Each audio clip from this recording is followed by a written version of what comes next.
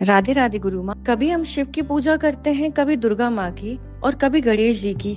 तो क्या इसका मतलब है कि हम भगवान बदल देते हैं?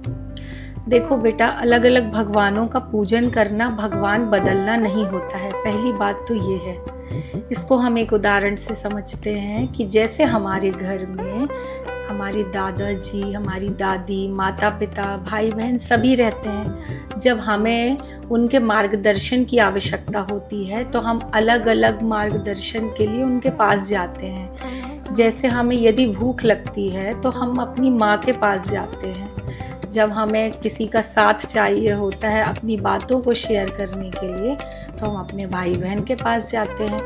जब हमें पैसों की ज़रूरत होती है तो हम अपने पिता के पास जाते हैं।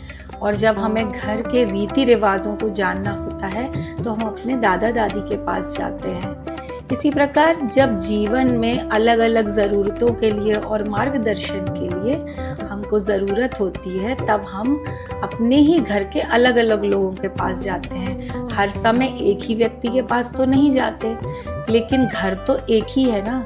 एक ही घर में हमारे सभी सदस्य रहते हैं। उसी प्रकार परम ब्रह्म परमात्मा भी है। एक ही ब्रह्म के अलग अलग स्वरूप हैं और उनकी ही अलग अलग शक्तियां हैं जो हमें जीवन में मार्गदर्शन देती हैं एवं जीवन में सहायक होती हैं। जैसे जब हम अपनी पढ़ाई शुरू करते हैं तब हम भगवान गणेश की आराधना करते हैं। जब हमें अपने कार्यों को करने के लिए शक्ति की आवश्यकता होती है तो हम माँ दुर्गा की उपासना करते हैं।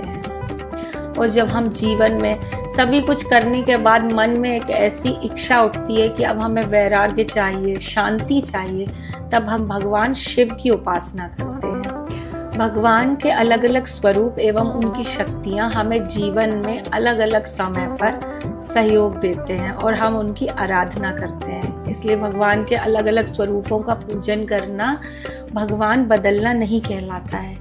और हमारे शास्त्रों में और हमारे सनातन धर्म में पंचदेव उपासना को ही प्रधानता दी गई है, जिसमें 5 देवताओं का पूजन होता है। भगवान सूर्य, भगवान गणेश, माँ शक्ति, भगवान शिव एवं भगवान श्री हरि।